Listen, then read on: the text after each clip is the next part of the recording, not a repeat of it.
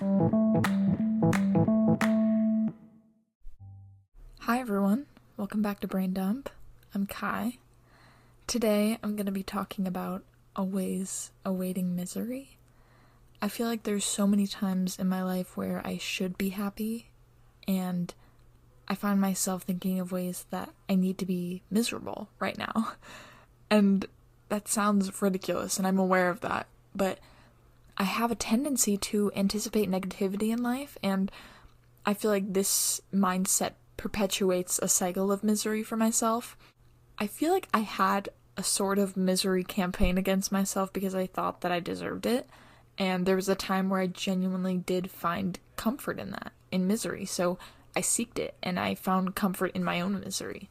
When something was going well, I'd find something wrong. There's got to be a downside. Nothing can be good. Like, my mindset was that there's nothing in this world that's purely good. There's always a downside. So I needed to direct my thoughts to not anything and everything that could, would, should go wrong. This week I read this book called What My Bones Know by Stephanie Fu, and there are so many things that I want to talk about. Okay. The first thing I kind of wanted to talk about was the way that the author talked about her dad. So this book is a memoir of healing from complex trauma, and I resonated with a lot of the parts about her childhood abuse. I've never heard someone describe their father so similarly to the way that I describe mine. She talked about how years later, after the abuse had stopped, how he had a new family now that he's actually there for, and that he cares about their feelings, and he cares what they think of him. He cares. And it's like, why are these kids deserving of the love from my dad that I never got? You know, like, why was his first family not good enough? I grew up with my dad just introducing me to girlfriend after girlfriend after girlfriend, and then sometimes they'd have kids, and my dad would be more of a father to them than he ever was to me. And there's some days where I do still find myself wondering why. Why am I never good enough for him? It gives me this uncertainty with everything that I do because of him. And I hate that. Obviously, a lot of me thinking that misery is always coming stems from the experiences with my dad. Dealing with a narcissist is one of the most difficult things to navigate, and it's taken me basically my entire life to realize that you can never please them. It's not possible. This book really just validated a lot of my trauma, and I don't know, sometimes I think of my childhood and I think of all the ways that it could have been worse, so I undermine it and pretend that it's like not a big deal, and I do joke about it a lot, but it still hurts.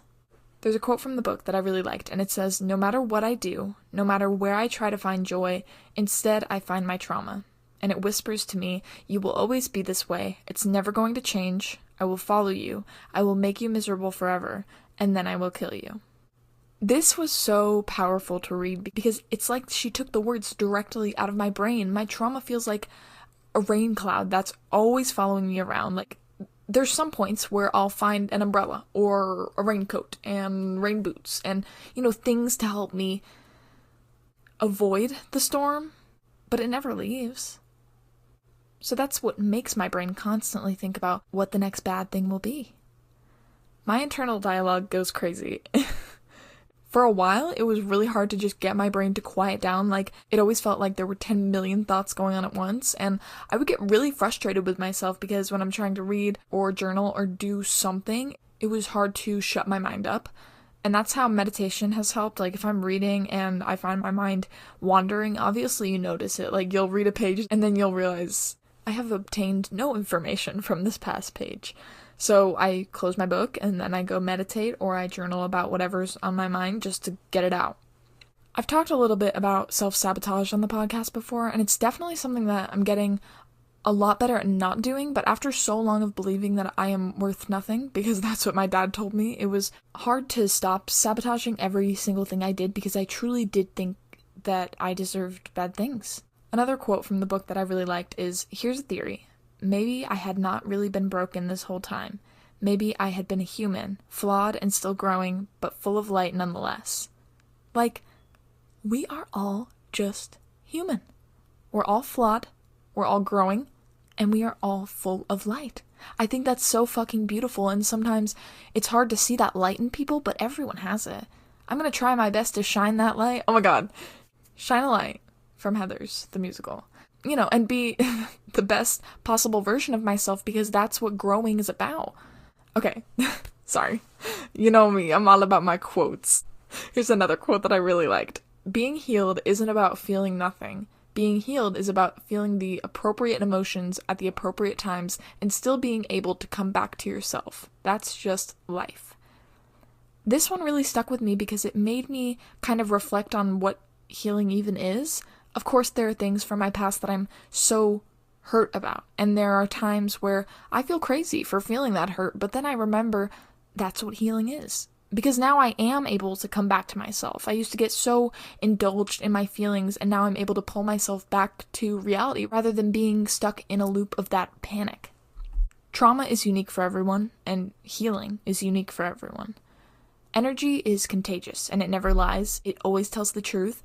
My energy used to be so negative and hateful, honestly. I know now that I want to spread more positive energy because the other way around is so draining. Not only for me, but for the people around me. I was a straight up bitch.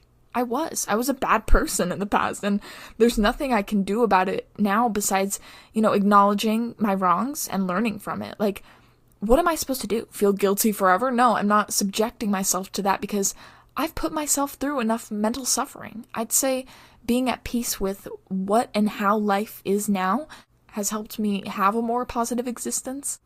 I'm not interested in hurting people anymore because I've truly learned that every person is deserving of unconditional love.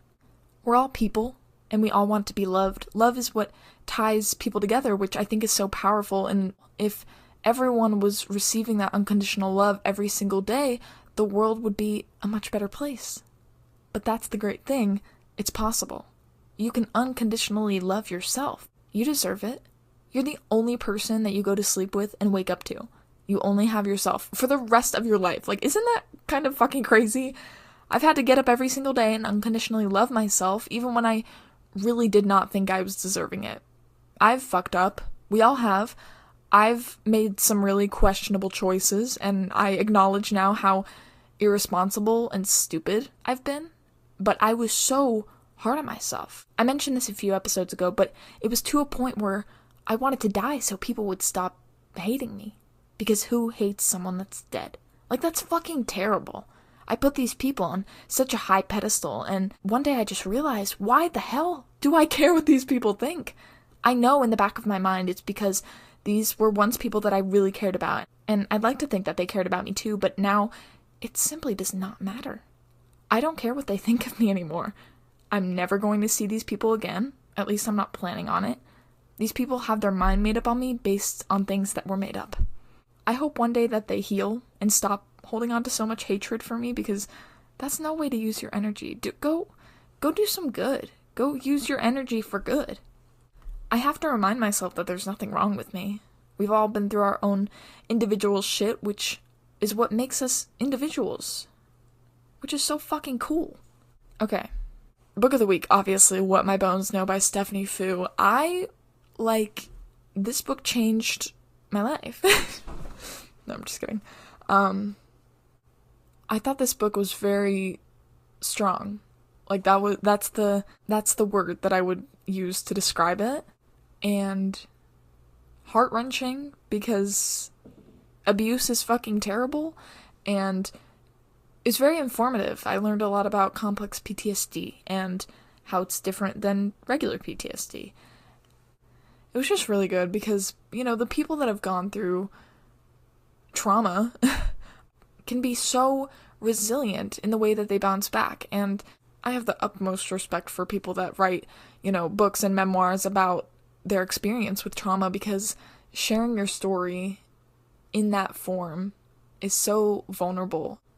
You know that people are going to have their opinions, and you do it anyway. And I love that. I love that so much. And I want to be like that one day. I love that. Okay. So anyway, What My Bones Know by Stephanie Fu. Songs of the week. Way It Goes by Hippocampus, So American by Olivia Rodrigo. Oh my god, The Vault. Me calling them the Vault tracks. What the fuck are they called? Spilled? Whatever. Spilled. It's really good. Oh my god. I love all the songs. So good. Little League by Conan Gray, Year 3000 by Jonas Brothers, and Never Had the Balls by Rex Orange County. Thanks for listening, guys. Remember that you're loved and you're valued and you're appreciated, and don't always be awaiting misery.